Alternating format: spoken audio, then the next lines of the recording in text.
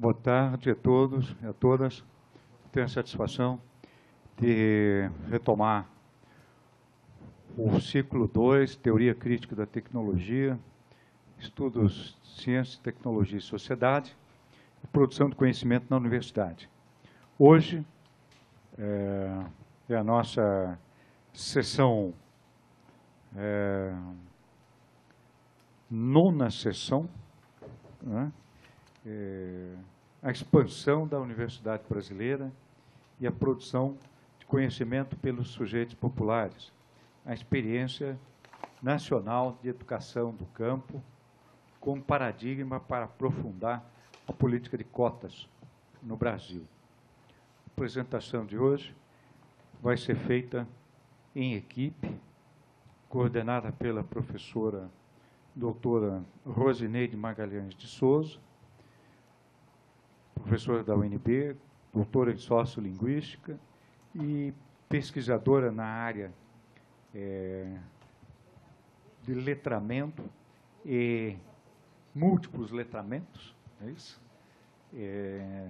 Sociolinguísticos, etnógrafa, atuando em comunidades tradicionais no Centro-Oeste e professora da pós-graduação em Linguística, da licenciatura de Educação do Campo também, da área de Linguística e atual coordenadora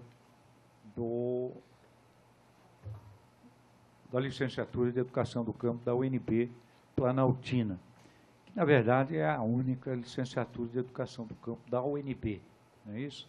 Então, nós temos o prazer de hoje receber os colegas que atuam na educação do campo como uma das áreas estratégicas para, podemos dizer, implantação da política do REUNE no Brasil, sobretudo da operacionalização da política de cotas, porque o REUNE, a educação do campo tem uma forte participação de filhos e filhas das classes trabalhadoras do campo, da agricultura familiar e dos grupos camponeses tradicionais. E temos também o prazer de receber com a professora Rosineide 3 integrantes do projeto de ensino e pesquisa da LEDOC, que é a Ana Cristina de Araújo, licenciada em Língua Portuguesa e Literatura da Língua Portuguesa pelo PRONERA, Programa Nacional de Educação e Reforma Agrária, da UNB, um programa mais amplo. Estudante também de especialização de Educação e Linguagens das escolas do campo. Temos, além da Ana, também a Rosileide Rocha de Souza Costa, licenciada em Linguagens da Educação do Campo, pela UNB, estudante de especialização lato sensu em residência agrária, matrizes produtivas do campo, programa de pós-graduação em meio ambiente e desenvolvimento rural, da UNB Planaltina, na área de arte, cultura e comunicação. A outra área desse curso de especialização é a agroecologia, tá? E que ambos tratam diretamente com a abordagem CTS, vale dizer. Por fim, também temos a participação do Átila José dos Santos, que temos o prazer de receber. O Átila é um produtor agroecológico, nascido em Brasília, criado em Brasília e militante já desde jovenzinho nas lides com a educação do campo e também com a agroecologia, e que a UNB e os pesquisadores da UNB tiveram a sorte de encontrá-lo, de encontrar o grupo familiar dele e a comunidade, que é do Colônia 1. O Átila veio posteriormente fazer a seleção de educação do campo, foi incluído e hoje é nosso aluno do 6º semestre da educação do campo. Então, por gentileza, Rose, o Átila, Ana, Rosileide, venham para a mesa. Aí a Rosileide vai, a professora Rose vai fazer uma dinâmica com ele, entre si e os demais, e nós vamos acompanhá-los nesse percurso até mais ou menos essas 4 horas, para depois iniciar um diálogo com todos. Eu tenho o prazer de oferecer um exemplar também para vocês que estão chegando, que são exemplares da produção do projeto sobre estudos sociais, ciência e tecnologia, tanto de educação quanto política de ciência e tecnologia, e a Rose, que já ganhou, né? Obrigado.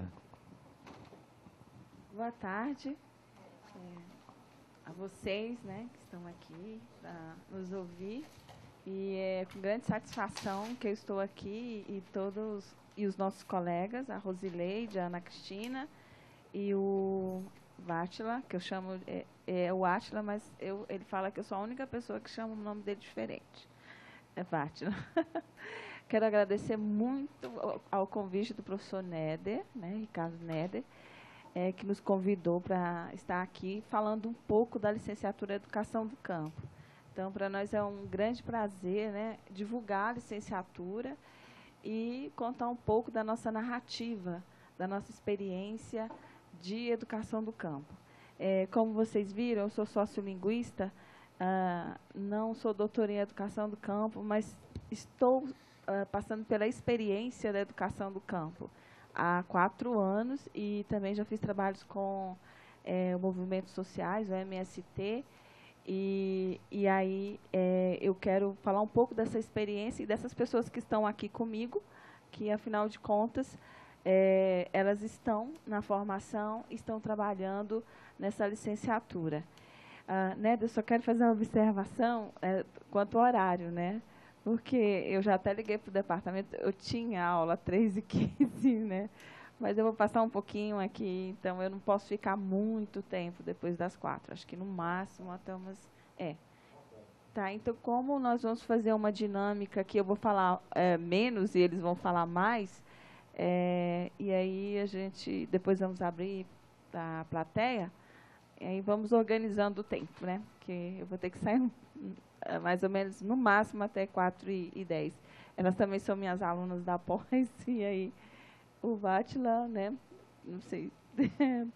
Mas aí seria bom que os 4 estivessem juntos o tempo todo. Então, eu vou começar. Eu fiz um slide com uma síntese muito breve do que é a educação do campo. Por quê?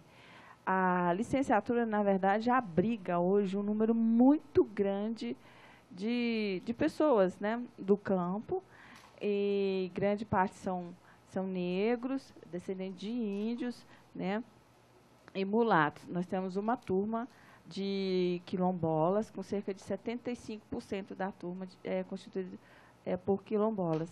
São 50 alunos, 52, né? E esses alunos da turma 5, que são 6 turmas que estão em andamento lá na licenciatura, e essa turma é constituída praticamente, né, de um número de 45, 50, 38 pessoas mais ou menos, que são das comunidades quilombolas. Eu vou fazer uma síntese, então, eu vou ficar aqui do ladinho, posso? Porque senão fica ruim de ler.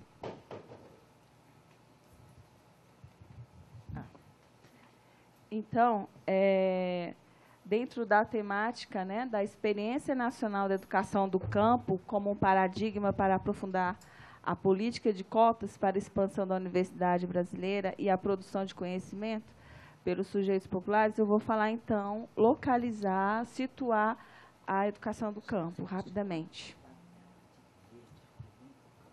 Você pode passar? Próximo slide.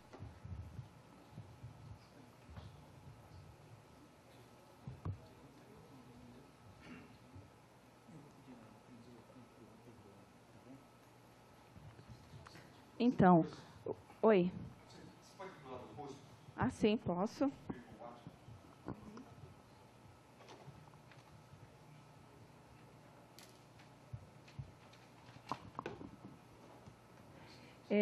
Então, educação do campo é um fenômeno da realidade brasileira atual protagonizado pelos e pelas os trabalhadores e as trabalhadoras do campo e as suas organizações, que visa incidir sobre a política pública de educação desde os interesses sociais das comunidades camponesas.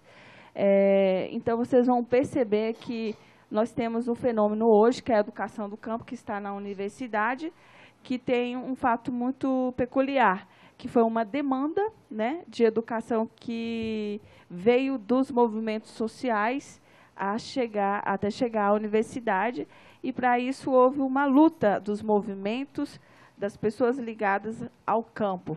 E esse movimento, você pode passar o próximo slide, esse movimento começou pela educação básica.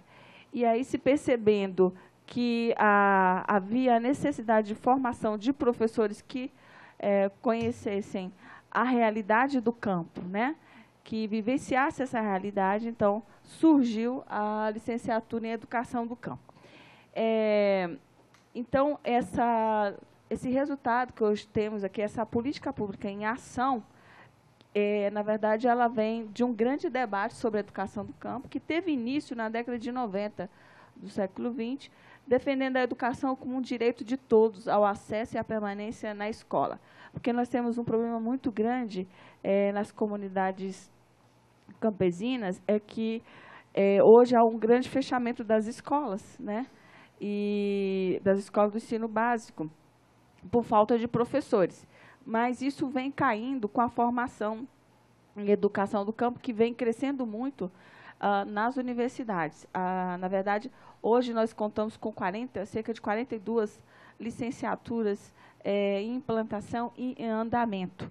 A licenciatura, a LEDOC da UNB, hoje é conhecida como um curso inovador, né?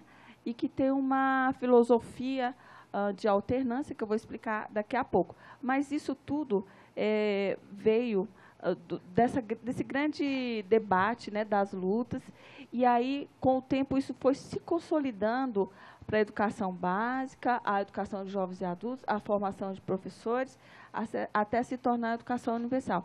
E aí, isso se legitima com o decreto presidencial número 7.326, de 2010, que institucionalizou o PRONERA como contexto de implantação de política de educação do campo, né?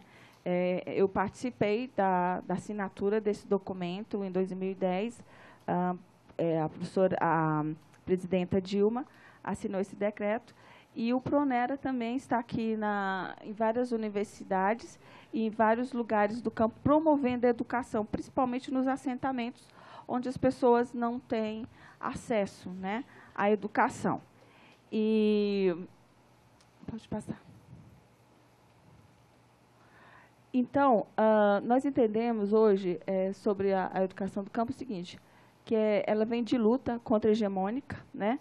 Porque, situando dentro da universidade e na escola do ensino básico, nós vamos ver que hoje nós conseguimos ter, com muita luta ainda, uma educação que é reivindicação dos movimentos sociais. Inclusive, eu quero até contar um fato para vocês, que hoje ainda nós temos muita resistência dos secretários municipais, diretores, para que essas pessoas que estão em formação estejam na escola, né? E também nós temos muita resistência ainda para a liberação desses alunos da licenciatura, para que eles estejam na universidade. Por quê? Porque a licenciatura em Educação do Campo é de natureza de alternância.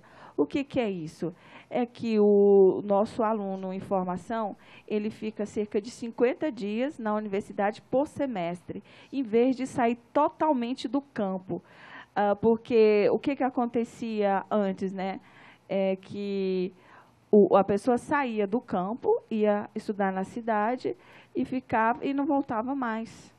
E a alternância não. A alternância visa com que a pessoa do campo esteja participando da universidade, estudando, mas que ela também esteja na comunidade, participando das atividades da comunidade, da escola, atuando na escola desde cedo, e levando os problemas, fazendo sua pesquisa da sua realidade social para a universidade. E na universidade nós discutimos, debatendo isso, e essa experiência do campo é parte do conhecimento levado, é parte do conhecimento trabalhado na universidade, né? Então, a alternância essa metodologia de TC e de TE, que constitui tempo escola ou tempo universidade, que o aluno fica um certo tempo na universidade, o semestre, tempo integral, e volta para a sua comunidade, para o seu trabalho, mas também continua estudando no tempo comunidade, né? Principalmente fazendo os seus trabalhos com roteiros e que são enviados, organizados pelos professores. Então, hoje nós temos um curso que vem de uma luta contra-hegemônica, que reafirma e revigora uma concepção de educação de perspectiva emancipatória, vinculada a um projeto histórico, às lutas e à construção social e humana de longo prazo. A escola tem sido objeto central das lutas e reflexão pedagógicas da educação do campo. Por quê? Porque, assim, eu falo como coordenadora e como pesquisadora e como professora da licenciatura. No nosso trabalho de campo, né, no tempo universidade, nós percebemos que a escola é o local, é o contexto que concentra o debate sobre o campo, sobre os problemas do campo, né, e a educação do campo também. Então, é um contexto muito importante dentro desse cenário todo, né, que é bem diferente um pouco, assim, às vezes, da cidade.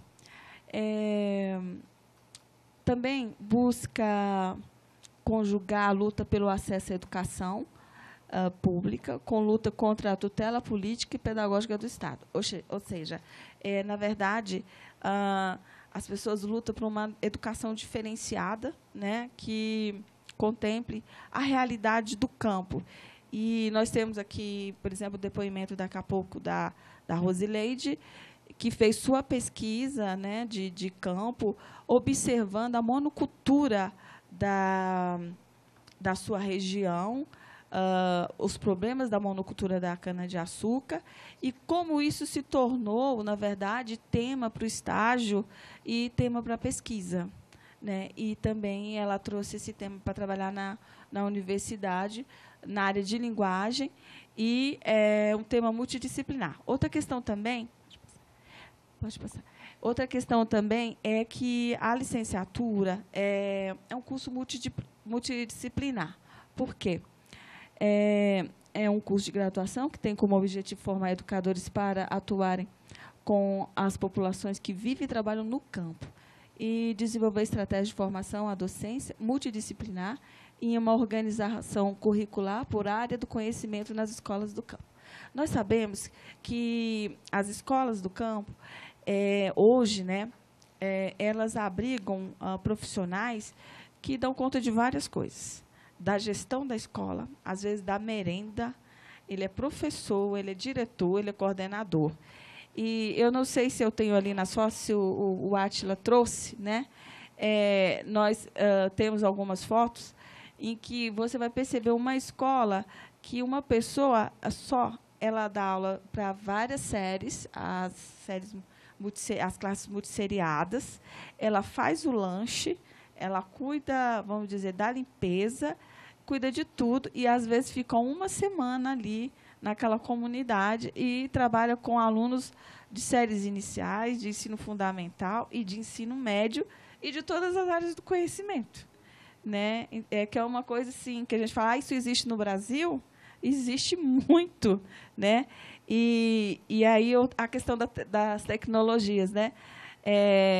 Nós, lá na LEDOC, estamos tentando implantar, por exemplo, a plataforma Moodle, para que as pessoas tenham acesso, mas nós temos um problema que muitas comunidades não têm nem energia elétrica, né? E aí a gente entra nessa problemática. Hoje mesmo, nós temos uma pessoa que está numa dessas escolas que não tem energia elétrica, que, para chegar lá, tem que ser com um carro de tração nas 4 rodas, e tem local que tem que deixar o carro e pegar um animal para ir e depois ir a pé, né? Então, nós temos várias realidades. E o mais impressionante é que nós recebemos os alunos das licenciaturas dessas regiões, aqui do Centro-Oeste, porque os nossos alunos... Pode passar o próximo slide. Eu estou conversando com vocês, não estou seguindo muito ali os slides, né? Vocês vão perceber que é incrível, porque vários alunos que chegam à universidade, eles passaram por esse ensino, e eles passaram e chegam lendo e escrevendo, às vezes com um problema, né? Porque o nosso vestibular ele é diferenciado, mas que são pessoas que realmente passaram por um letramento. E aí nós vamos perceber que essas professoras que estavam lá trabalhando com essas séries, com essas classes multisseriadas, elas fizeram milagres, assim, né? Diante das condições que elas tinham e têm, né? Então, a gente vai perceber que há um esforço muito grande em educar as pessoas, né? E letrar. E aí, continuando, pensando em todos esses cenários, nós temos uma licenciatura que, hoje, na educação do campo, ela forma o gestor, então, e forma em 2 habilitações, ou linguagens e ciências da natureza e matemática. Na área de linguagens, nós temos teatro, língua portuguesa, linguística, literatura, música e artes plásticas, né? E aí, um professor multidisciplinar.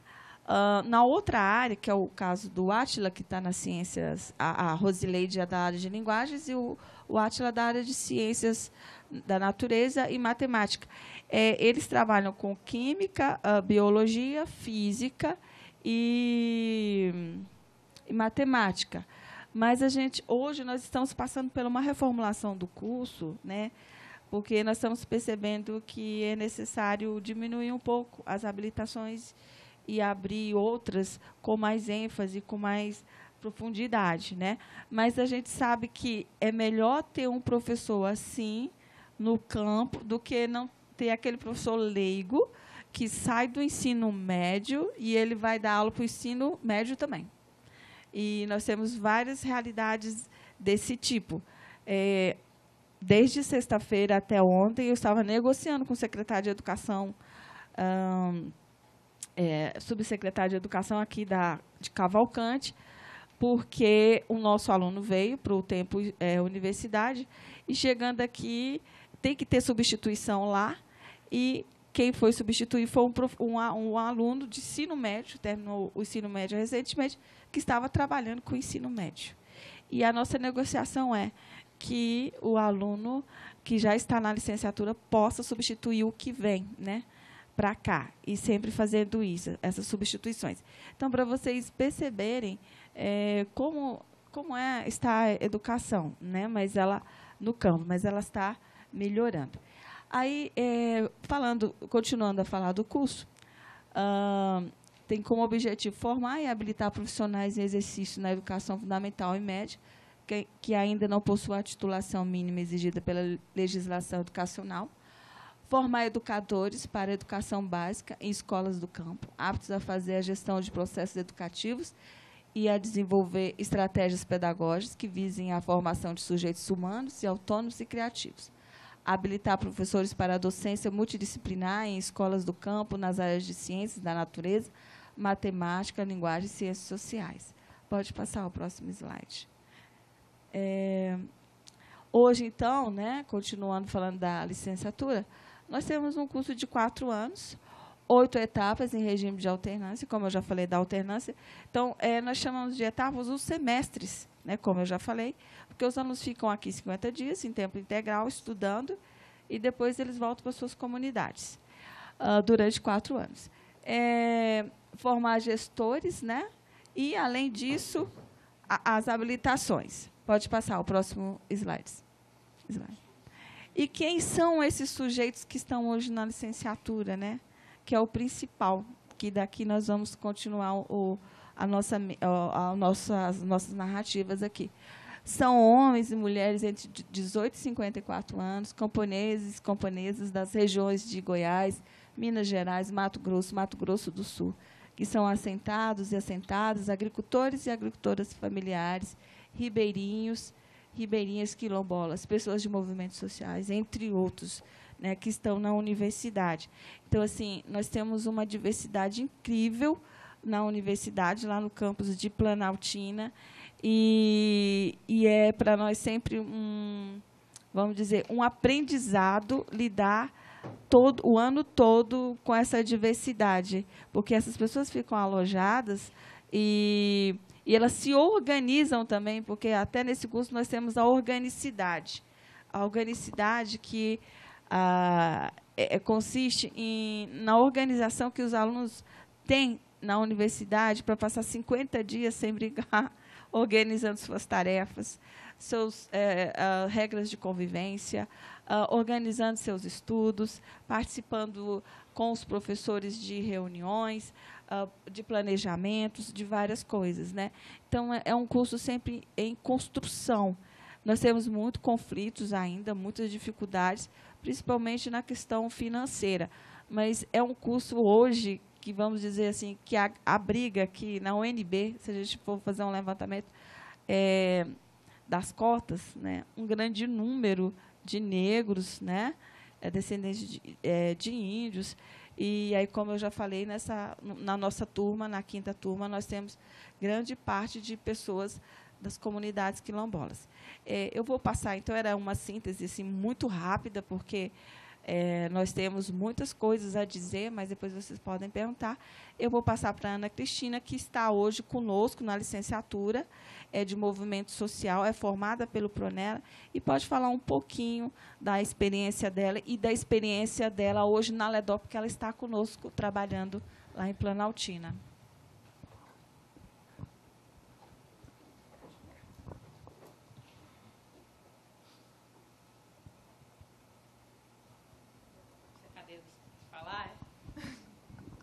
Então, boa tarde a todos e todas. Primeiro, dizer que é uma alegria a gente poder discutir sobre a educação do campo. Para nós, camponeses e camponesas, primeiro, pelo que significa para a gente, que historicamente foi obrigado a sair do campo para estudar, hoje vir para a universidade dizer que para nós foi negado por muito tempo esse direito. Então, é muito significativo. Para mim, na condição de filha de assentada, de camponesa, de militante do movimento social, está hoje na universidade fazendo essa discussão, fazendo esse diálogo, essa conversa, com pessoas que certamente têm compromisso e interesse pela temática. Então, vou começar fazendo um bem breve relato do trajeto escolar, não porque eu seja referência, mas porque não é diferente da população camponesa do Brasil todo, e falo especificamente do Nordeste, sou piauiense. Morei 10 anos na Bahia e agora estou aqui na UNB colaborando no campo e também estudando. Então, começar para dizer que, ao concluir a 4ª série do ensino fundamental, precisei sair do campo, porque já não tinha mais escola para continuar estudando. Foi assim comigo, com os meus irmãos, que tiveram interesse de deixar os pais, ou necessidade, de deixar os irmãos, de deixar a casa, de deixar a história da gente, a comunidade, porque tinha vontade de estudar. Assim foram vários irmãos e outros que não tinham condição de deixar, porque, por questões diversas, ficaram e pararam no máximo na 6ª, na 7ª série. Então, meus pais são semi-analfabetos, meu pai, minha mãe. E, na 4ª série, então, como eu falei, tive que sair para morar de favor, como normalmente fazem as pessoas do campo, que não têm condição de pagar uma casa, de pagar aluguel na cidade, e também não havia, naquele período, licenciatura que tivesse a alternância e condição para que a gente pudesse permanecer na cidade e estudar. Então, passei até o ensino médio estudando, morando de favor na casa de amigos e familiares, na cidade vizinha, também no Piauí. Em 2003, eu venho para a Bahia e faço na Bahia o ensino médio, na cidade de Feira de Santana, e retomo a militância do Movimento Sem Terra. Digo retomo porque a primeira ocupação que teve do MST no Piauí, em 88, eu já participei com 3 anos de idade. E aí, por questões diversas, a gente acaba se afastando da militância, especialmente dificuldade de permanência no acampamento, por ser o primeiro, pela violência da polícia, do Estado, coisas que quem está na militância sabe o que acontece. E quando retorno, então, para militância do movimento na Bahia, a gente começa a retomar a luta pela terra e retomar também a discussão da educação, entendendo que a gente precisava construir um assentamento, construir a escola dentro do assentamento, porque ali a gente queria produzir vida. Não era só números para o governo, não era só números de reforma agrária, de passagem muito poucos. Era pensar ali que a gente estava pensando a vida para nós, para os nossos filhos, para as gerações futuras. Então, fiz em 2006 até 2011 o curso de letras no assentamento 1º de Abril, no extremo sul da Bahia, uma parceria do Pronera com a Universidade do Estado da Bahia. Em 2011 ainda a gente fiz o processo seletivo e comecei a fazer em 2012 a especialização em linguagem na Escola Nacional Florestan Fernandes, em São Paulo, como militante do Movimento Sem Terra, pela história que a gente já vinha construindo na educação e no movimento. Então, faço lá essa especialização, onde a gente começou o diálogo com a UNB, porque o curso é pela UNB, e também os desafios de outros estudos, colaborações na LEDOC. Daí, então, venham para Brasília e fazemos esse trabalho lá na licenciatura.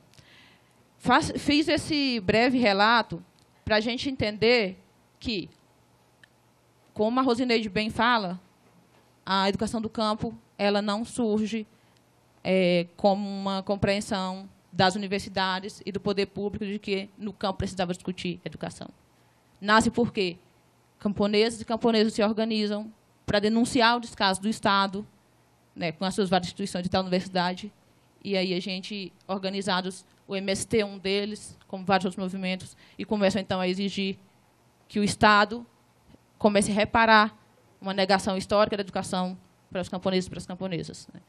Então, hoje, quando a gente está pensando e discutindo a educação do campo, é muito significativo, porque a gente olha para o que nós vivenciamos na nossa história, na nossa vida, e para o que nós queremos construir. Então, quando a gente fala de educação do campo, a gente fala de forma apaixonada, porque a gente pensa no que a gente passou todo o tempo de vida e no que a gente está querendo que outras gerações vivam. E aí é por isso que, quando a gente discute, a gente não se limita a discutir só o campo e nem só a educação. Porque, para nós, é muito significativo e é uma conquista ímpar que a gente hoje tenha as licenciaturas aqui na UNB e em tantas outras universidades. Mas é pouco se, diante disso, não se avança também os programas de reforma agrária e, se, diante disso, o governo continua fechando escolas no campo.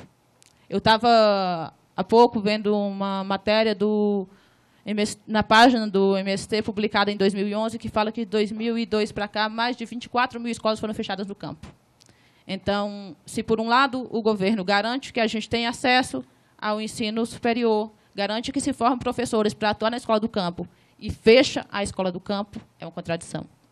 E aí a gente vai ter que entrar na luta não só pela escola, mas vai ter que entrar na luta por um projeto de sociedade que tenha espaço para a gente estudar e que tenha espaço para a gente formar os camponeses, mas para a gente também viver no campo. A gente, então, quando começa... E aí nós fazemos, por exemplo, a Rosineide falou que rapidamente da organicidade que a gente tem na LEDOC, que é exatamente a gente... o elo entre as diversas instâncias que nós temos na universidade. Então, na LEDOC, a gente tem um processo formativo muito importante, porque os alunos eles são organizados, cada turma, em núcleos. Nesses núcleos, eles tiram as primeiras definições, que deixam de ser de um indivíduo e passam a ser de 5, 6 pessoas que compõem o núcleo, né, que chama grupo de organicidade. Esse grupo, então, compõe a turma. A turma, em plenária, vai discutir as questões que já vinda desses grupos e volta para discutir com os professores, com o que a gente chama CPP, Coordenação Político-Pedagógica, que são questões que diz respeito ao curso no geral. Feito isso, volta novamente discutir com a CPP, que é a coordenação de cada um desses núcleos, e os professores voltam em plenária para as turmas. E o curso, então, vai se construindo todo o tempo num projeto de construção coletiva. E isso, para nós, é muito significativo, não só por garantir a voz do aluno dentro da universidade, mas por mostrar que a gente precisa pensar a estrutura da sociedade que cabe a todas as pessoas. Então, para nós, hoje, discutir a educação do campo, uma educação que cabe a todas as pessoas, é discutir o campo em sua totalidade. É discutir o campo que a gente está disputando espaço nele para estudar, mas também para viver. Acima de tudo, para viver. Então, não vou tomar mais tempo. A Rosileide e o Átila, que também têm contribuições para dar, que são alunos da ALEDOC, certamente podem colaborar muito mais com a discussão. Agradeço a todos e a todas pela atenção. Boa tarde.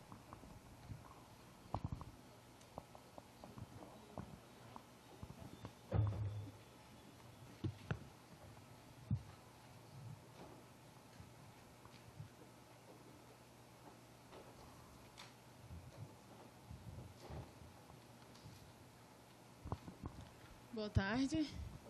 Meu nome é Rosileide, né? Como você falou, eu sou recém-formada na licenciatura em Educação do Campo, na área de linguagens.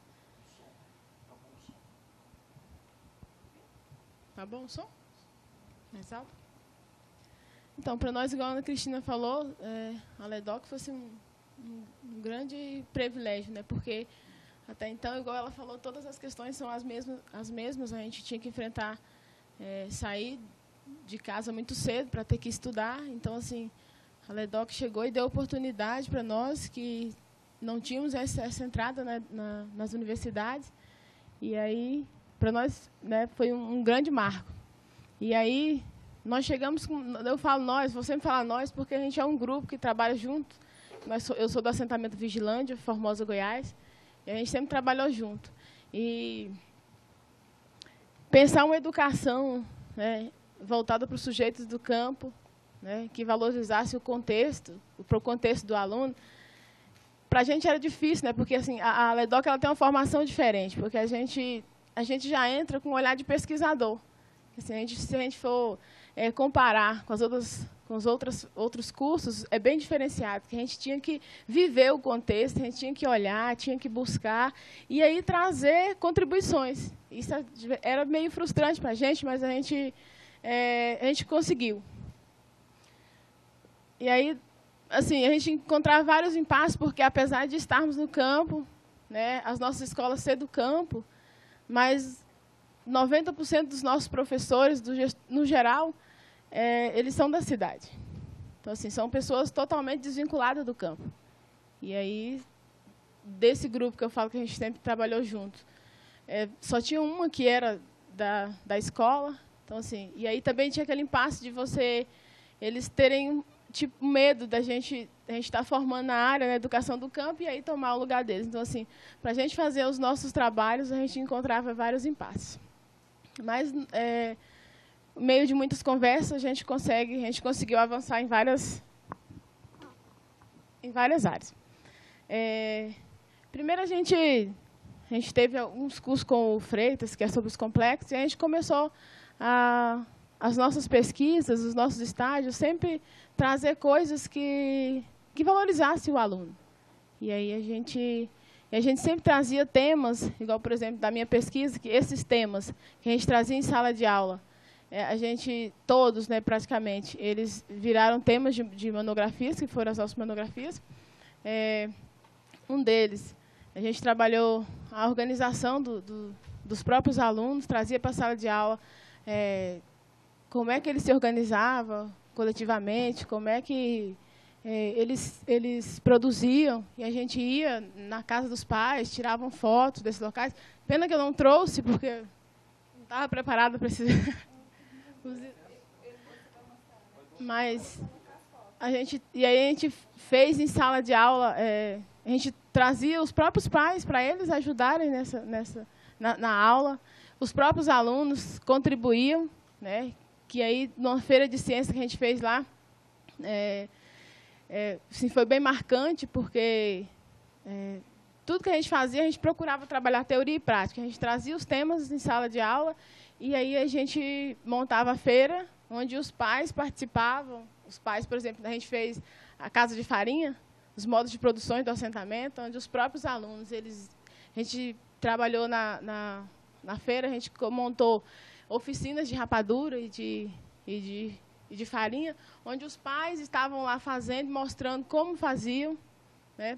E os alunos trouxeram também, aqueles que contribuíam com os pais, eles também ajudavam, né? E mostravam para a comunidade. E, às vezes, é difícil, porque as pessoas, mesmo eles sendo do campo, a tendência é estudar até o ensino médio, né? E eles querem ir para a cidade com a visão de que a cidade, eles vão conseguir, no campo, eles não vão conseguir, então eles vão ter que ir para a cidade. Então, assim, mesmo eles estando no campo, você trabalhar dentro do contexto deles, eles mesmos não querem. A gente está cansado de lidar com o modo de produção. Então, a gente encontrava vários impasses, nem só da escola, porque a escola também não queria que a gente fizesse os nossos trabalhos, mas também dos próprios alunos a gente encontrava esses impasses. E aí, a gente trabalhou nos complexos, a gente trabalhou o monocultivo da cana-de-açúcar, que tem uns 4 anos, rodeava o assentamento, e aí que inclusive foi o tema da minha pesquisa. Que aí o tema, tudo que a gente fazia, igual eu falo, a gente trabalhava teoria e prática, desse tema dos monocultivos de cana-de-açúcar, nós trabalhou a teoria, né? O que era, como seriam os embates do monocultivo, quais seriam as consequências. Em todas as áreas a gente trabalhava em grupo, tanto da área de linguagem como da área de ciência, natureza e matemática. E aí surgiu, na prática, a gente queria que os meninos montassem um grupo onde eles, as escolas sempre a gente dá nota, né? E nós não, a gente queria que eles fizessem na prática o que eles tinham aprendido do que a gente tinha levado nos estágios. E aí surgiu até um grupo de teatro, hoje é um grande potencial que a gente tem lá. O grupo de teatro são jovens, né? Hoje eles pensam, eles são 12 jovens, eles já se apresentaram em vários locais, inclusive a última apresentação deles foi em Goiânia, Teoria e Marxismo. O outro foi no seminário do MLT, que nós somos do MLT, o primeiro seminário que teve em Formosa. Eles se apresentaram, então eles trazem na peça, o nome da peça é A Luta pela Sobrevivência, e eles trazem as questões, o que ocorreu com o assentamento após a chegada dos canaviais. Então, assim, hoje, o potencial que a LEDOC trouxe para a gente, além de nós, né, já somos 6 formados, nós já temos um grupo de jovens pensando as questões, né, sociais lá do assentamento. Também a gente tem, com muitas lutas, a gente conseguiu o curso de formação de professores, pelo CECADI, acho que é isso. Isso. A gente tem lá hoje, nem só nós pensando, né, mas assim, hoje a gente tem um grupo de 50 professores que a gente está formando também nessa área, que estão fazendo formação continuada de professores. Então, assim, são grandes passos, né, que a LEDOC tem contribuído com o assentamento. Eu vejo que a escola também, hoje, apesar de assim, não se ter mudado muito o quadro, nós somos 6 formados, ainda temos só 2 em sala de aula, porque a política lá é de favor, né, ou de indicação, né? Então, assim, hoje uma das nossas dificuldades é assim, uma política voltada para a qual existem pessoas, além dos 6 que somos formados, está vindo mais 5, então a gente vai ficar um grupo de 10 pessoas, e, no entanto, a escola, as pessoas que estão lá são pessoas totalmente desvinculadas com o campo. Então, uma das dificuldades a gente tem lutado, tem levado, né? A gente também, a própria Secretaria de Educação tem um embate muito grande de rejeição, né? E aí, uma das grandes lutas nossas hoje que a gente tem levado é de um concurso que seja voltado para nós, né, educadores do campo, a qual que a gente possa ter essa formação diferenciada e nós possamos atuar nessas escolas. Então, essa é a grande dificuldade da LEDOC.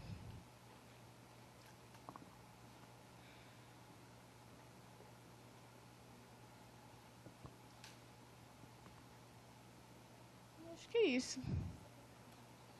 Eu queria agradecer a oportunidade. Se tivesse mais imagens, a gente tem muitos trabalhos que a gente desenvolve lá no assentamento, são vários. E a gente não estava muito preparada para isso, mas agradeço a oportunidade e espero poder contribuir mais depois.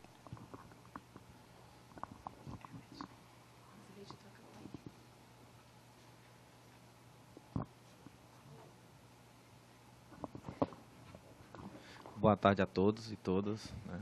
É de muita alegria estar aqui contribuindo com esse simpósio do professor Ricardo Neder. Eu também vendo uma realidade bem parecida ou igual à realidade das meninas, como as meninas colocaram. Sou do assentamento Colônia 1, né, no município de Padre Bernardo, bem conhecido dentro da universidade pela produção agroecológica, né, uma forma de produção diferenciada, uma forma de produção contra-hegemônica do sistema atual de produção. Né. Também sou estudante da Universidade de Brasília, estou no 6º semestre aí. Eu acho que um dos pontos fundamentais da educação do campo é relacionado com a alternância, né? Essa alternância dá oportunidade para o agricultor, para o camponês, para o jovem do campo ter oportunidade dentro da universidade, dentro de outros cursos, né? E aí faz com que nós agricultores e camponeses não perca a identidade camponesa, né? Não perca a cultura camponesa, né? E mantém esse jovem do campo na realidade camponesa e seguindo, né, dando continuidade nos passos que os pais, os avós deixaram, né, mantendo a cultura camponesa ao longo do tempo, né. Uma das coisas que eu acho fundamental também dentro da educação do campo é relacionada à organicidade, né, esses tempos de organicidade, esse papel dessa formação diferenciada que valoriza a ação política, o desenvolvimento das comunidades, essa formação intelectual orgânica, como disse o Gramsci, né? E esse agente multiplicador de ideia, né? Possibilita, dentro das comunidades rurais e dentro das escolas rurais, desenvolver novas técnicas, né? Para a transformação dessa realidade camponesa, né? Dessa realidade de meio de produção, dessa realidade da educação, dessa realidade de mudar essas realidades, né? Ou resgatar essa identidade, né? Resgatar essas que se perdeu ao longo do tempo, ao longo aí da trajetória camponesa. Eu particularmente tive também muitos preconceitos, né? Dentro da educação e muitas dificuldades que ainda trago, algumas até hoje que ainda estão em rompimento, né? A gente está conseguindo vencer devido às necessidades e à falta de apoio, à falta de professores qualificados ou pessoas mais próximas para ajudar a acompanhar, né? E aí por morar muito perto, né, da cidade, eu tive essa coisa muito presencial, muito novo dentro da educação, de ir para a cidade para poder estudar, né, e ter como acompanhar. E sofri muito preconceito, né, dos jovens, dos professores, dentro das cidades, né, e aí isso trouxe para mim problemas, né, e que na universidade, nesse momento que eu estou conseguindo vencer e a buscar melhorar essa forma de diálogo, né, e aí a gente está rompendo essas barreiras, né, e construindo novas expectativas de vida dentro da comunidade onde a gente vive, para poder transformar essa realidade e que os outros estudantes e jovens do campo não passem pela essa mesma situação, pelo esse mesmo preconceito na educação, né. Vejo também assim muito que os meios de produção, né, nas áreas rurais, e o meio de produção que a agroecologia nos proporciona para manter o jovem e dar uma qualidade de vida e proporcionar momentos e proporcionar que não necessite que o jovem do campo saia para a cidade em busca de melhorias, né? Para proporcionar melhorias dentro do campo, para que o jovem se mantenha ali, o jovem lute por aí. Não sou contra o jovem que também queira sair do campo para buscar melhorias, né? Mas desde que seja uma opção, não seja uma coisa de você tem que ir fazer aquilo, né? Você tem que ser uma opção para você fazer.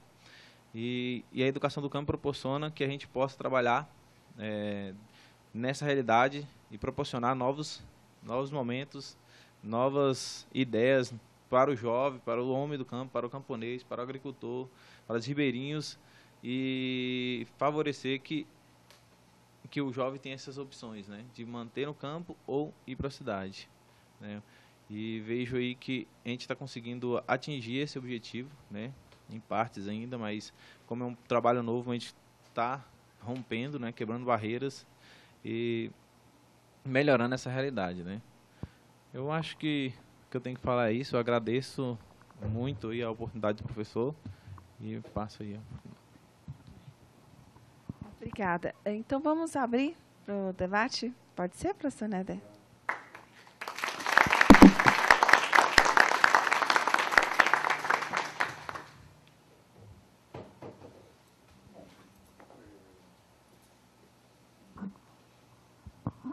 Bom, eu gostaria de estimular os presentes, colegas,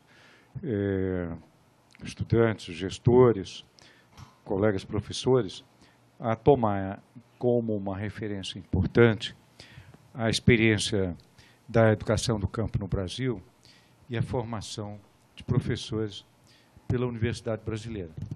A tradição brasileira em relação ao campo, à educação do campo, e, sobretudo, ao ensino básico e fundamental dos filhos e filhas da classe trabalhadora do campo e das populações tradicionais, sempre foi oferecer o rebotalho da educação brasileira, o pior possível, se possível, um repeteco do que é feito no meio urbano. E um repeteco ruim, um repeteco mal feito, um repeteco da educação urbana numa ótica de colonização, né? Colonização de corações e mentes. Então, é óbvio que as lutas sociais do campo no Brasil perceberam isso muito cedo, já a partir dos anos 60, que o movimento de cultura popular do campo, os movimentos pela cultura e pela transformação cultural da capacidade dos filhos e filhas da classe trabalhadora do campo falarem e, portanto, romper com uma daquelas características que no século XVIII, século XIX, na era das revoluções, tanto do iluminismo, quanto da Revolução Industrial, quanto da burguesia, o Marx, a gente se lembra de um trecho do Marx, ele fala da idiotia rural. Não sei se vocês se lembram disso. O Marx fala da idiotia rural. As classes camponesas sempre foram manipuladas, tanto pela esquerda quanto pela direita, na tradição das revoluções burguesas e científica e também da Revolução Industrial. Então, a capacidade de se expressar, quando Marx estava falando da idiotia, na verdade estava se referindo à incapacidade da classe camponesa se articular e se formar como identidade de classe em si. Dessa identidade surgiu um discurso para o resto da sociedade. É óbvio, né? É claro que, naquele tempo, havia uma certa visão de determinismo tecnológico. Ou seja, o progresso científico e tecnológico seria apenas e exclusivamente alcançado pela industrialização. A industrialização. E a industrialização significaria urbanização completa, se possível, da sociedade. Obviamente, depois da Segunda Guerra Mundial, esse sonho começou a ser provocado, ou melhor, esse sonho começou a provocar uma espécie de pesadelo, não é? Sonhos da razão, da ciência e da técnica provocam pesadelos. Pesadelos chamam-se Revolução Verde. Revolução Verde. O grande pesadelo hoje no hemisfério norte, não é? no clima temperado, nos países nos quais a agricultura depende fundamentalmente do ciclo do quente e frio, é produzir o máximo possível em mínimo tempo disponível, 4 meses por ano, no máximo. Grandes extensões, portanto, de terras do meio oeste americano, que aí a Europa perdeu toda a primazia, né, na sua agricultura, por um tipo de formação de classe produtora no campo, altamente agroindustrializada. Formação essa nova classe média do campo rompe com a ideia de que a produção deveria ser feita segundo os passos e compassos da natureza, segundo os ritmos, né, da terra, pousio, repousio, né, toda a tradição agroecológica dos povos nativos, tanto nas Américas, no hemisfério norte, tanto quanto no hemisfério sul, foram perdidos pela Revolução, ou tentou-se perder pela Revolução Verde, né?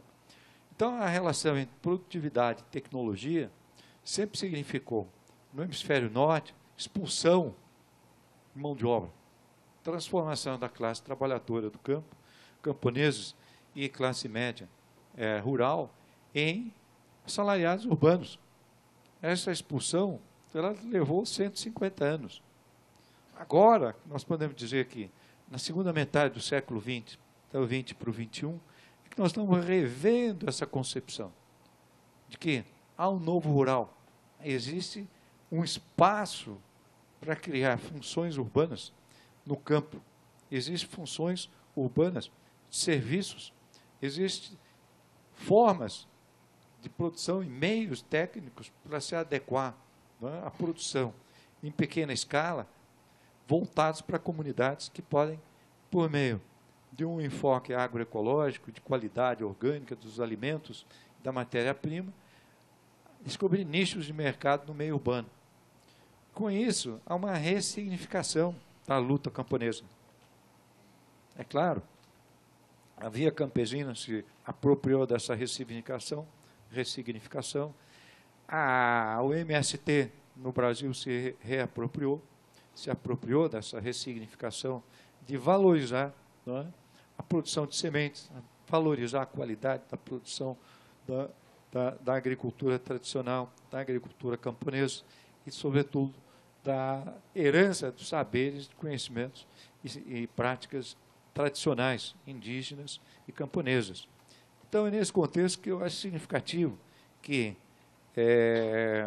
toda a discussão sobre CTS, Ciência, Tecnologia e Sociedade, nós estejamos quase que par e passo, acompanhando com muita atenção e também como pesquisadores e gestores, as experiências da educação do campo, na formação para ensino, mas, sobretudo, não só ensino.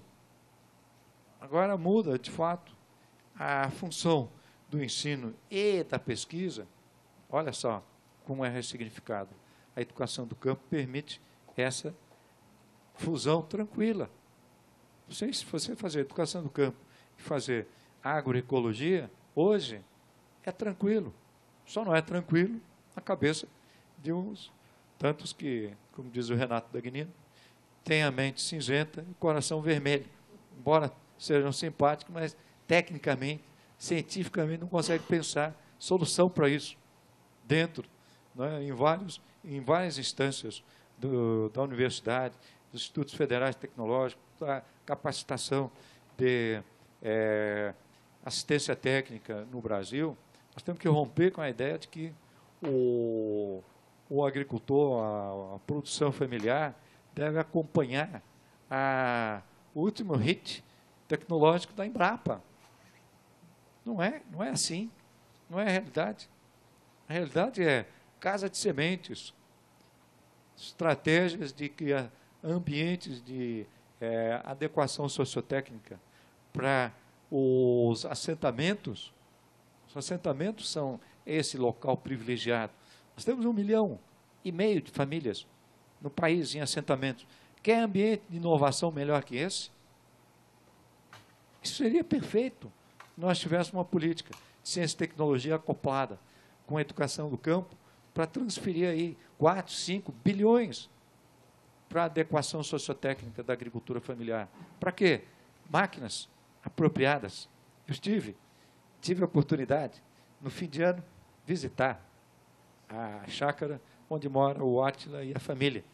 O pai dele mantém um tratorzinho chamado Tobata, há 10 anos que ele faz a manutenção do trator. O trator faz tudo ali, né? da produção em larga escala, da monocultura, na lógica de que onde produção e tecnologia entram, ela tem que desempregar.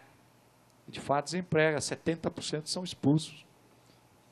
Então, se nós queremos viver numa sociedade onde apenas 2%, como nos Estados Unidos, vivem no campo, por quê? Porque viver no campo dos Estados Unidos realmente é um terror. É um terror. Eu morei no Canadá, exilado, nos anos 70. Aquilo ali é terrível, porque 11 meses do ano é frio. Julho é que tem um tempo tropical. Um mês de verão, praticamente. O resto do ano é frio. É frio. Frio de rachar.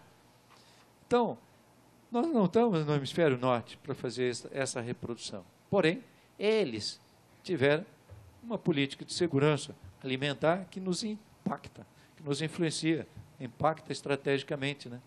Nós somos vítimas dessa política de segurança alimentar e imposta pela lógica da monocultura do hemisfério norte, das grandes potências. Então, vou parar o discurso por aqui e provocar vocês para fazer algumas intervenções importantes, porque tem grupos de trabalho, nós temos três ou quatro, né, grupos de trabalho, um deles focalizando nessa questão, não é isso, Ricardo? Quem se habilita?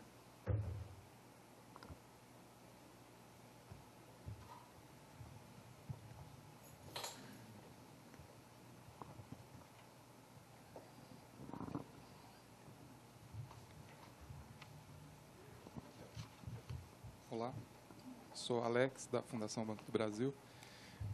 A LEDOC, como que vocês chegaram à definição dos dois eixos de formação, né? Ciências e matemática, pelo que eu entendi, e o outro, linguagens, né? O referencial teórico ou pesquisas práticas, que vocês chegaram a essa definição de eixos de formação, e como que isso se reflete. Vocês, pelo que eu entendi, vocês vão estar habilitados a dar aulas para o ensino médio até, né? Então, como que você chega para o aluno de ensino médio, primeiro, segundo, terceiro ano do segundo grau, e como que isso se reflete na forma que você vai tratar lá a grade curricular e, principalmente, o material didático?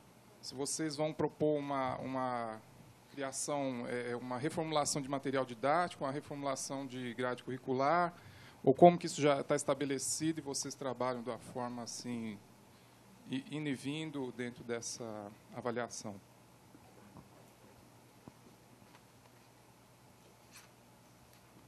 Olá, meu nome é Adriana. A pergunta para a Ana e o Biratã, mas ela está aberta, tá? Vocês podem contribuir. Em relação à burocracia que o Pronela coloca para os projetos dele no campo, principalmente educação de jovens e adultos, essa relação entre burocracia, financiamento e a necessidade do campo, e a relação entre educação, agroecologia e permacultura, com os desafios que estão postos, e a adesão dos pequenos agricultores e pequenos camponeses a aderir às tecnologias desenvolvidas na permacultura e na agroecologia no cotidiano de assentamentos ou de pequenas fazendas.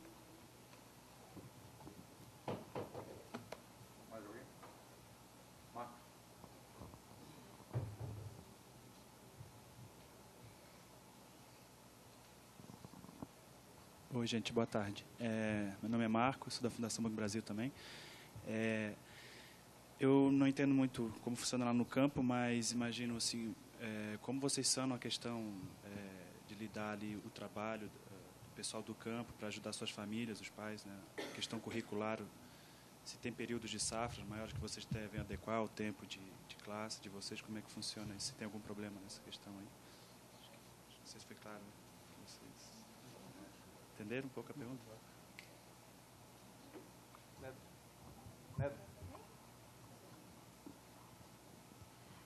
Tem mais alguém? Vou responder.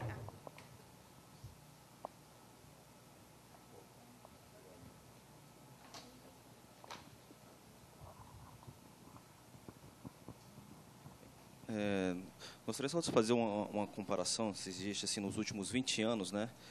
O que era, se houve uma mudança nessas duas políticas, tanto do PSDB como do PT, na forma de educação no campo, né? E como isso a gente viu a dificuldade, isso no âmbito federal, mas a gente viu no âmbito municipal, de repente estadual, quando você vai pegar os alunos e vai dar aula nessas escolas. Se existe o poder do agronegócio, ou seja, como poder político, para que isso não entre ou seja, porque a educação no campo não vai para o campo, né? Que ela fique estagnada ali mesmo, que seja até quarta série, que porventura depois teria que sair, teria que ir para a cidade e teria que ser reformulada a política que o poder do agronegócio quer. Que sabemos que no interior do país, né, que quem comanda normalmente os municípios, né, são os grandes ruralistas.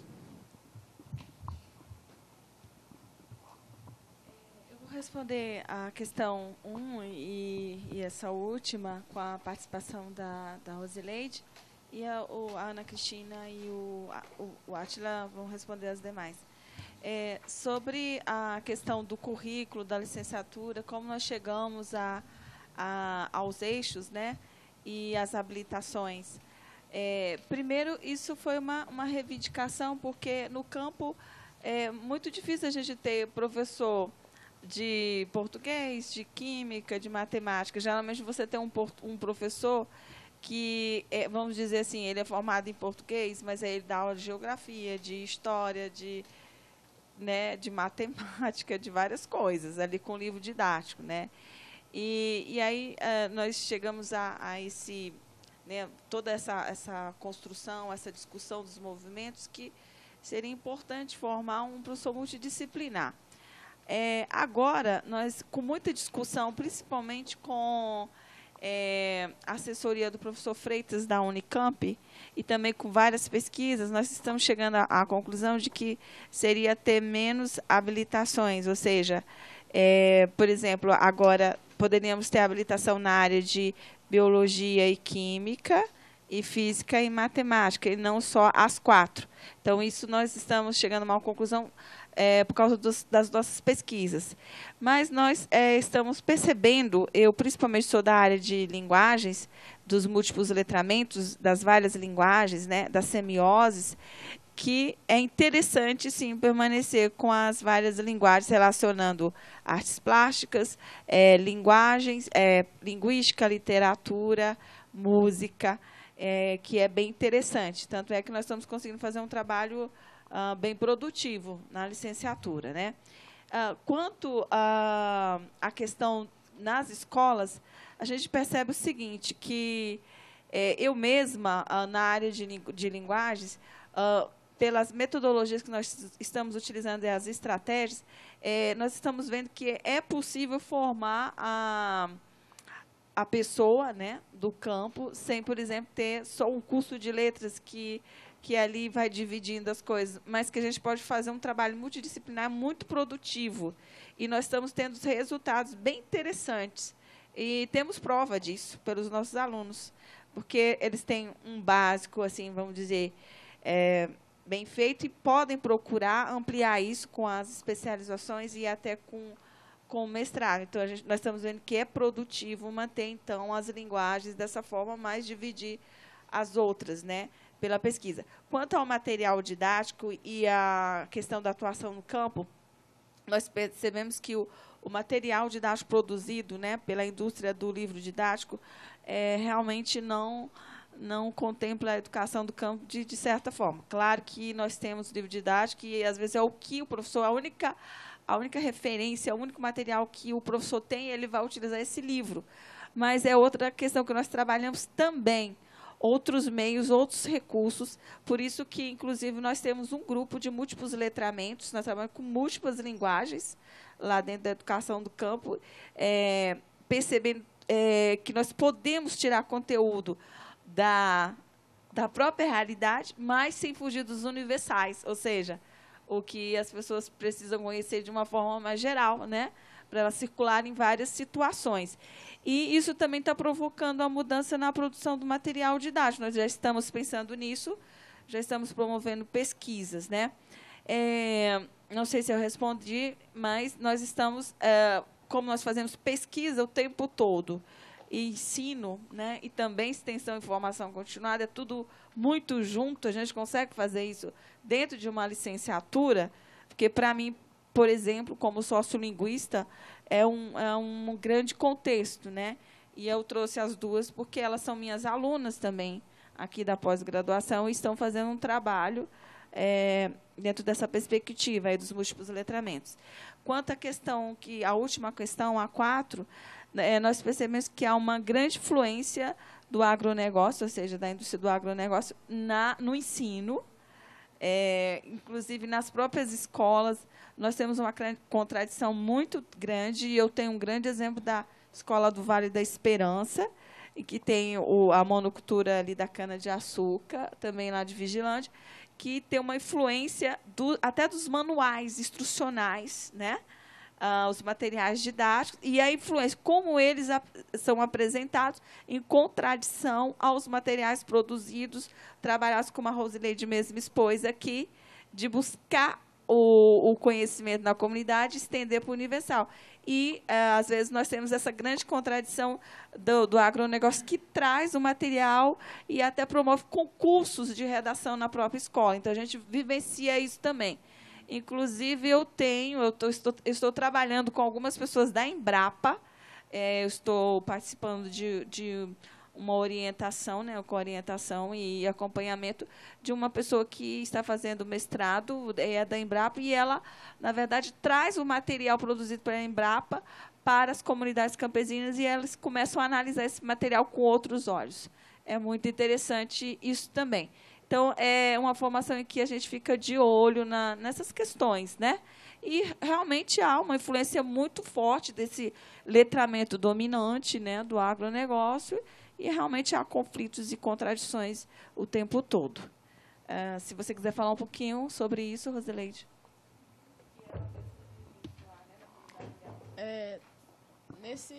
Naquela oficina que eu falei que a gente montou na Feira de Ciência, por exemplo, tinha essa contradição. O tema que os alunos da LEDOC traziam, né, era as formas de produções, né, da comunidade. E aí tudo que a gente produzia lá, né, os pais podiam, por exemplo, a gente fazia beiju, lá a gente fez polvilho, fez rapadura, tudo lá nessa feira. E lá, as pessoas iam comendo aquilo ali sem nenhum custo. Já a parte que a escola contribuiu foi com o projeto do Baru, mas tudo que os alunos fizeram, ali eles estavam sendo comercializados. Então, assim, eles fizeram sabonete, fizeram bolo e outros itens, mas era tudo vendido. A gente vê. E, assim, o negócio tem... A contradição né, a gente tenta valorizar o aluno, né, a identidade camponesa, e o que eles fazem?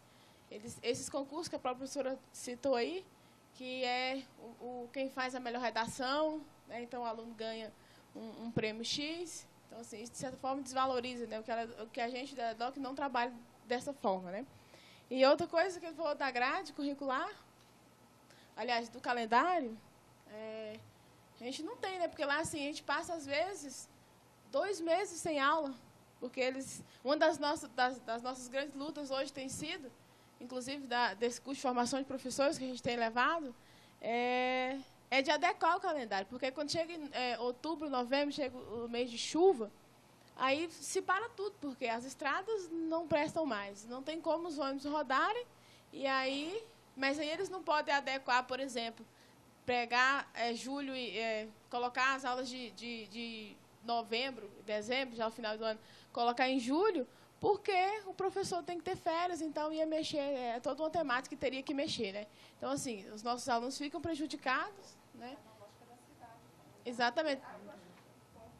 A grade curricular, vocês falam, se existe uma produção de material, não, vem a grade que é feita para a cidade. Então, assim, nós, enquanto estagiários, eu estou falando que eu não estou em sala de aula ainda, trabalho com pesquisas, mas vivo o tempo todo na escola. A gente pega o que eles mandam e adequa, né, dentro das matrizes formadoras. A gente tem feito isso. Mas não existe, assim, né, um livro ou um material que venha preparado lá com o contexto da educação do campo. Mas a gente vai adequando.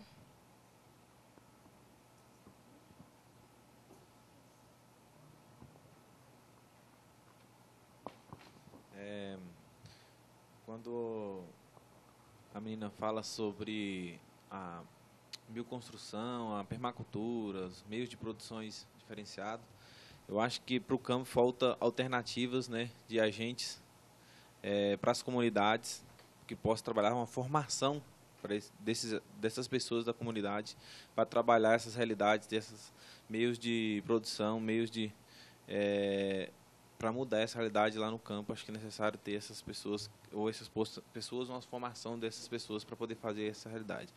Quando a menina pergunta também sobre a escola, também um papel fundamental que a LEDOC trabalha, que é justamente a coisa do complexo, né, que Pistrac coloca, mas aquela coisa também que outros autores colocam, que é a coisa do tema gerador, né? O professor ele tem que aproveitar essas alternativas, né? Paulo Freire também. E aí buscar meios, né, através do diagnóstico da comunidade, trazer a realidade para dentro da escola. Então, isso favorece que o professor utilize novos meios e técnicas de ensino da ciência, da linguagem, de vários outros conhecimentos, né? E eu acho que é isso.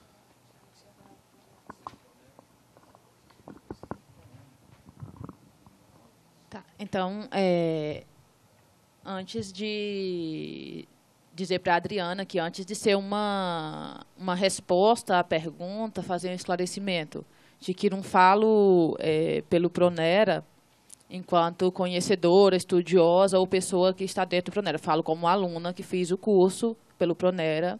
Então, daí a gente tem alguns elementos que pode trazer, mas não trago no sentido de estudo ou de afirmação enquanto pessoa que está estudando o Pronera.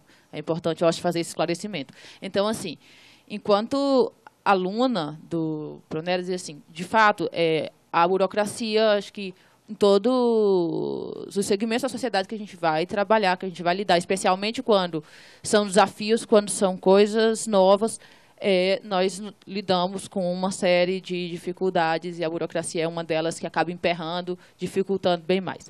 Simplificando a questão, dizer que o curso da licenciatura em Educação do Campo, já estou muito em Educação do Campo, da licenciatura em Língua Portuguesa e Literatura e Língua Portuguesa seriam 4 anos, como regularmente acontece nas licenciaturas. O nosso durou 5. E um dos fatores foram as burocracias de liberação de recursos do Pronera. Então, a gente tinha problemas a gente chama etapas, né? Então, a gente marcava a etapa e ficava dependendo da liberação do recurso do Pronera previsto para, por exemplo, abril. Chegava abril, não saía o recurso e a gente já tinha se organizado todo mundo nas suas comunidades. Dizer que esse curso tinha sujeitos de todas as regiões da Bahia e de algumas regiões do Espírito Santo. Então, a gente, faltando uma semana para começar a aula, a gente já sabia que tinha que desorganizar tudo, voltar para as atividades de escola, de militância, porque o curso não começaria porque não tinha recurso. A gente novamente se organizava para daqui 15 dias começa. Enfim, essa burocracia durou 5 anos. Isso implicou para nós 1 ano a mais na universidade e também dificultou muito para nós qualquer tipo de trabalho que não fosse na militância ou nas escolas, dos assentamentos, porque a gente acabava não tendo um período regular de saída para o curso. Então, dentro da questão burocracia, a gente vivenciou bastante essa questão, especialmente relacionada aos recursos, que implicava na duração do curso, de dificuldades de passagem, de alimentação, enfim, tudo. Mas, apesar dos limites, das dificuldades, para nós foi muito significativo para o Pronera. Por quê? Se a gente tinha todas as dificuldades e levamos 5 anos para concluir um curso de licenciatura, foi a forma que a gente teve. Foi o projeto e de onde veio o recurso que pôde garantir que a gente pudesse sair e garantir pelo menos alimentação para nós e passagem. Então, assim, eu acho que nós estamos num processo de construção e, como todas as construções, nós temos avanços e temos dificuldades. As dificuldades do Pronera foram, né, especialmente nesse curso, várias, mas, no final, a gente chega com, nesse curso, 45 pessoas formadas para atuarem nas escolas, nos assentamentos, acampamentos, né? Então, dado a conquista que era para nós, especificamente nesse caso, Movimento Sem Terra, Família Agrícola, Movimento Negro, que eram as pessoas que estavam presentes nesse curso, e o que isso significava para as comunidades, no nível macro, as burocracias que poderiam ser evitadas, elas se tornaram pequenas diante da conquista que a gente teve. na minha visão, e daí não é uma afirmação muito minha, são coisas que a gente precisa ir vencendo dia após dia, que, obviamente, dificulta o nosso cotidiano nos cursos, mas que também não seria justo dizer que diminui a importância e a relevância que o programa tem para a formação dos professores, né, dos assentamentos e acampamentos. E acho que teve uma outra pergunta, que o Marcos, quando ele pergunta se houve mudança nos últimos governos, né, em relação à educação. Sim, lógico. A gente, por exemplo, quando eu falei inicialmente, falei que tive que sair, não especifiquei o ano, mas era 99, sair do campo porque ele só tinha a 4ª série.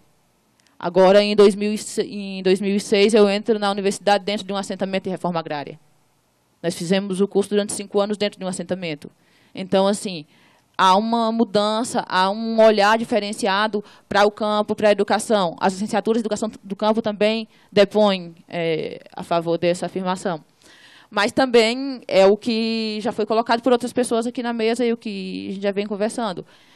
Há uma atenção do poder público de reconhecimento de uma missão histórica, sim, mas há também o interesse de potencializar o campo numa perspectiva de você permanece no campo, né, quando condição, vamos pegar a LEDOC, a gente sai daqui formados, vamos para as escolas do campo e a gente vai lidar com a dificuldade de manter essa escola no campo, aberta, né, de que ela cumpra o papel, que a gente possa exercer esse papel de educador nessas escolas. E, por outro... isso. E, por outro, também, o interesse do próprio... vamos pensar o agronegócio hoje no campo, como o Nélio vem colocando, vem se alargando no campo. Também é interessante para o agronegócio que nós estejamos nas universidades estudando e produzindo conhecimento, pesquisas científicas. E aí, para onde a gente vai caminhar? A gente tanto pode caminhar para uma afirmação da agricultura familiar camponesa, quanto pode, a depender do sujeito, se tornar um bom pesquisador para o agronegócio. Então, esse investimento na educação também, eu acho, né, essas conquistas dos últimos anos de governo têm também essa visão de ampliação do agronegócio no campo. Eu não sei se nós respondemos todas as questões. Eu acho que sim. Agradecemos muito a oportunidade de diálogo e nos colocamos à disposição. Acho que você deixar o telefone lá tem o e-mail da Rosineide, rosemaga@uol. E lá da LEDOC, o nosso telefone é 3107-8068. Boa tarde. 3107-8068. Se alguém quiser falar por telefone. Eu queria fazer uma pergunta. Na verdade, para os 4. Assim. Ah, tá. Desculpa. Eu sou a Priscila. Vocês falaram sobre livro didático. É uma coisa que eu tenho pensado nos últimos tempos. Assim. O que vocês pensam da ideia da existência de livro didático, especialmente com a diversidade que a gente tem em relação, enfim, às comunidades no campo e fora do campo também. As comunidades urbanas também sofrem disso. A gente tem um determinado livro que tem lições, que tem temáticas específicas, que vem para o professor e para a professora, e essa pessoa ela acaba utilizando aquele livro, às vezes até com uma imposição. Dentro de muitas escolas isso existe ainda. O que vocês pensam a respeito disso no contexto da educação do campo? Que me parece... Eu tenho a impressão de haver uma determinada inadequação do uso do livro didático dentro do contexto do campo. Assim.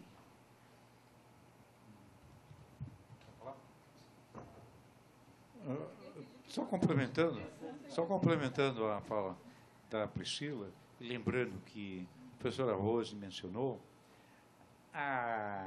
o princípio do discurso científico é que ele seja regido pelos chamados universais.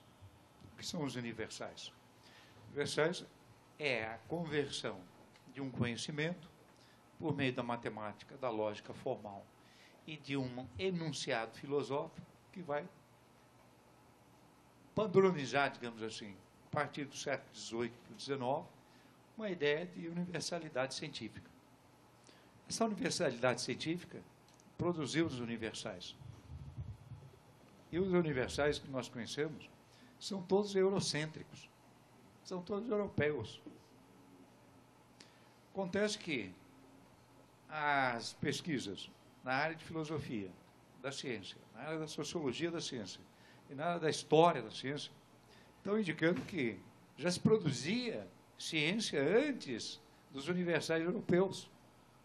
No século II a.C., chineses, asiáticos, os próprios gregos, nós já estávamos, não é, com manifestações de produção científica e de técnicas, de geração de técnicas, com observações sofisticadas. Já havia uma astronomia chinesa. Os indígenas já tinham uma etnomatemática. Os indianos já tinham uma metafísica, do ponto de vista filosófico, muito mais avançada, aliás, do que a nossa metafísica filosófica e a base filosófica. Então, as sociedades camponesas também herdaram muito dessa tradição, dessas tradições. Então, isso responde um pouco ao problema do que é um livro didático. Não é, Rosa? Sou Sérgio, do IFB, Instituto Federal de Educação de Brasília. Pergunta para o Átila, para a Rosileide e para a Ana, que experiências significativas tiveram no período de alternância no tempo comunidade, que vocês lembram que foram marcantes, e como é que vocês avaliam esse tempo comunidade? Completando a pergunta da Priscila, né? E o professor Neda já falou, não vou falar mais sobre isso. Eu, como professora, fui analista do PNLD, né?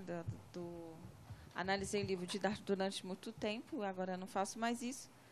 Mas eu venho percebendo o seguinte, que nós estamos vivenciando coisas bem interessantes na LEDOC. Eu vou falar de uma experiência que eu tive com alguns alunos da turma 3.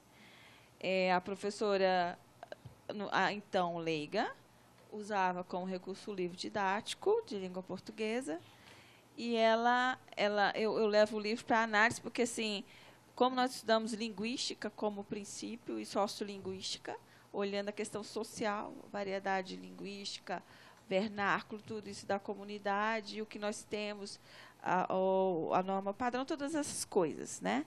Os múltiplos letramentos, que é o acesso à diversidade de conhecimento das linguagens, a linguagem científica, a linguagem popular, a linguagem vamos dizer, de certas tecnologias. Então, a linguagem da internet, todas essas linguagens, né? As semioses. E aí nós percebemos que essa aluna ela ficou muito curiosa, porque ela usava um livro didático ali do 5º ano, e ela foi ensinar algo para o aluno, e ela ensinou de acordo com o que ela viu no livro didático quando era professora, na época que não estava estudando na LEDOC. A gente pega os livros que eles utilizam na escola, porque eles levam para a sala e nós analisamos, e a gente começa a analisar a partir da realidade, né? E eles mesmo começam a verificar o que é a linguagem. Daqui a pouco eles percebem que aquele livro ele pode servir em alguns casos, mas em outros eles podem analisar, ampliar ou refutar e também transformar a sua prática de ensino.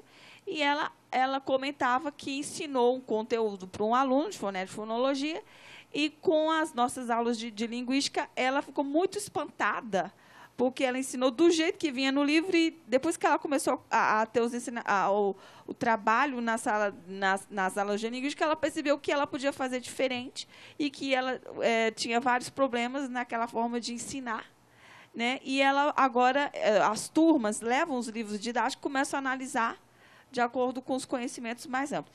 E eles vão percebendo por si só, por eles mesmos, ou por elas mesmas, que o livro didático não é muito adequado à realidade deles.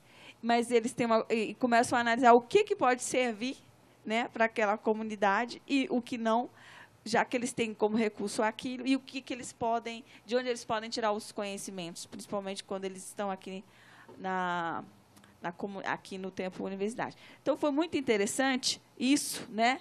A percepção que eles tinham antes do livro didático e a percepção que agora as pessoas têm, né, do livro. Então, nós fazemos um trabalho para que os próprios alunos descubram isso com os conhecimentos, principalmente na área das linguagens, né, na área da linguagem. Está sendo muito interessante isso, e os próprios alunos já estão propondo materiais que... tanto é que as pesquisas fazem as pesquisas, depois eles mesmos falam, olha, nós podemos trabalhar assim, desse jeito, e começam a trabalhar. Então, é algo bem interessante que está acontecendo com isso, o material didático. Então, nós temos várias experiências, porque se fosse contar aqui com o livro didático, de coisas que eu ouço que eles contam, coisas muito interessantes, né? E aí a gente vê que o trabalho está sendo para análise mesmo, para reflexão, para enxergar o livro didático no que é conveniente para a comunidade, o que eles podem melhorar e refutarem, etc.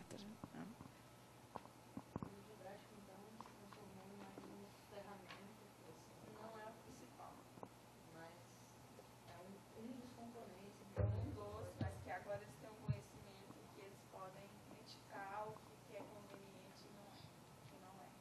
E não descartam uma vez. O Tempo Comunidade eu vejo como um grande desafio para a gente, porque a gente sai daqui do TE, né? A todo gás, e chega lá e a gente encontra vários impasses, né? Que são o que a gente vem colocando aqui. Mas a gente tem experiências significativas, mesmo com tudo isso. A gente, por exemplo, você fala do livro didático. Quando a gente trabalha no curso de formação de professores, e aí a gente trouxe a história de Goiás. E aí a gente ia trazer, aí os professores traziam livros onde traria a história de Goiás nos livros. E aí a gente comparou, né, as duas experiências.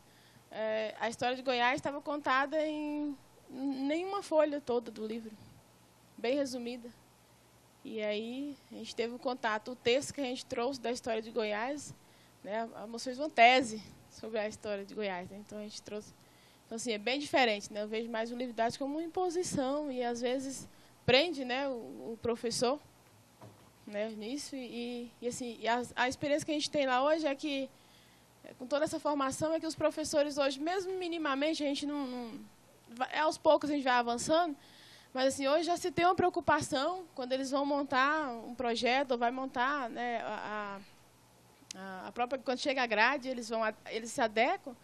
Eles já têm toda uma preocupação, né, de analisar, de todas essas discussões que a gente leva, eles analisam, e aí os próprios textos que a gente leva, né, nesse curso de formação de professores, eles já estão trabalhando com os alunos em sala de aula. E outras grandes experiências, né, que é o grupo teatro, grande potencialidade que a gente tem lá. Mas a gente tem muito o que avançar, mas aos poucos a gente vai avançando, né?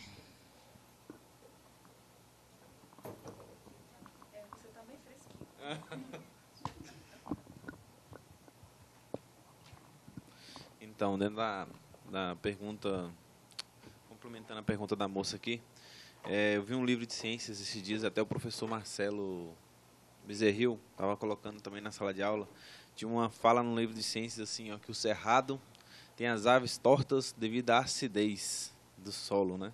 Colocando uma descrição do que era o cerrado no livro de ciências. Então, por aí você tira a base, se a gente for acompanhar do perfil do livro, né? Que aí tem um discurso mesmo do agronegócio para arrancar ensinando os meninos que o cerrado não tem muita importância, para arrancar aquela cerrado para plantar soja, plantar cana, plantar. Então, se a gente for seguir um pouco essa realidade, a gente sai da realidade da educação do campo, né? Então, e tinha vários outros tópicos que ele colocou também na aula sobre isso também. Em relação à pergunta do rapaz do IFB, o professor, né, do IFB, assim, a gente tem no Colônia grandes experiências e frutos que vêm dessa formação da alternância, né? Por exemplo, no Colônia a gente tem 2 jovens, que um sou eu e o outro é o João Batista, que foi formado em técnica em agropecuária num trabalho da Universidade de Brasília com parceria com a escola de Unai, né?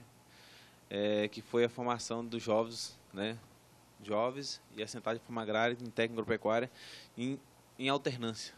E isso trouxe grandes frutos, que hoje a produção agroecológica que a gente tem na comunidade veio dessa realidade, desse estudo, desses conhecimentos que a gente adquiriu lá, que foi colocando dentro da realidade e foi construindo esse novo modo de produção dentro da comunidade que tinha se perdido, né? E aí foi se fortalecendo com a educação do campo, se fortalecendo com outros jovens que se formaram em técnica agropecuária com ênfase em agroecologia no IFB, com o curso do Pronera, no qual onde eu atuei como professor, colaborei lá, né, colaborando.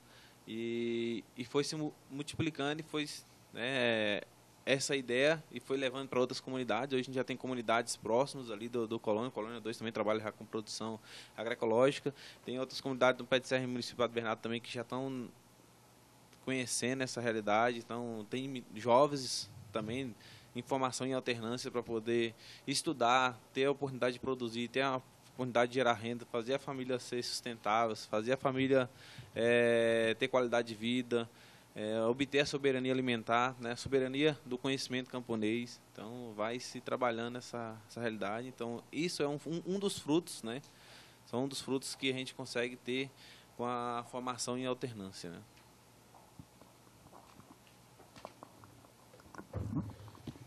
Quando o Sérgio pergunta de experiências significativas com a alternância, eu diria que é, sobretudo, a gente entender a vida como um processo de aprendizado, que ele não está dissociado à escola da nossa vida no campo, da nossa vida na nossa comunidade, com a nossa família.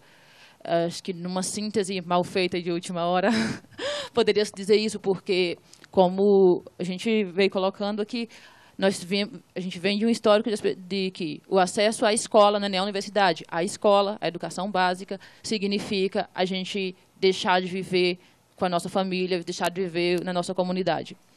A alternância, quando nós podemos, então, sair das nossas casas, deixar nossos pais nos esperando, que voltaremos daqui a 50, 52 dias, porque fomos para a universidade estudar, e quando nós, então, voltamos para o tempo comunidade, para pensarmos naquela...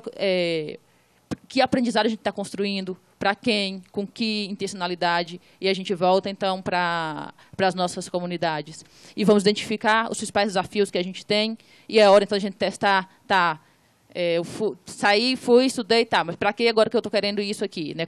De que forma o meu conhecimento, que é um conhecimento de toda a minha comunidade, de todas as pessoas com quem eu convivo, ela vai poder transformar de alguma forma, um setor ou outro dessa comunidade. Então, por exemplo, quando a gente pega na escola, quando fiz a graduação, o primeiro tempo comunidade nosso. Aí a gente escolhia, obviamente, em que área a gente iria atuar. Eu fui ver na escola, observar a escola. Nessa observação, você percebe algo que mais chama atenção, de fragilidade, desafios que estão postos. Quando você volta para a escola, no tempo escola seguinte, você vai levar uma síntese daquele tempo comunidade, dos desafios, do que está posto para que, num coletivo maior, você possa pensar alternativas, pensar saídas. No tempo comunidade seguinte, você já vai fazer uma intervenção. Então, há uma vinculação direta dos desafios que a gente tem na comunidade, dos desafios que a gente tem no assentamento, e aí você pode pensar a escola, pensar a agroecologia como o Átila, enfim, mas pensar diversos setores da vida, que é a nossa vida, e a gente discutir isso dentro da universidade, discutir isso dentro da escola, pensando num processo de construção. Então, de uma forma muito, muito objetiva e tentando não ser tão redundante, seria isso. Obrigada.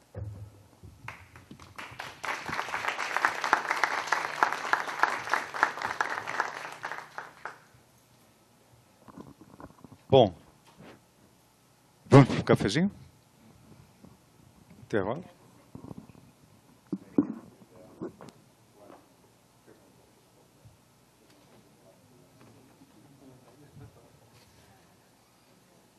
O professor Ricardo está pedindo para fazer um convite a vocês. A gente estávamos lá de portas abertas para poder receber vocês lá no assentamento, para conhecer a produção, conhecer o nosso modo de produção.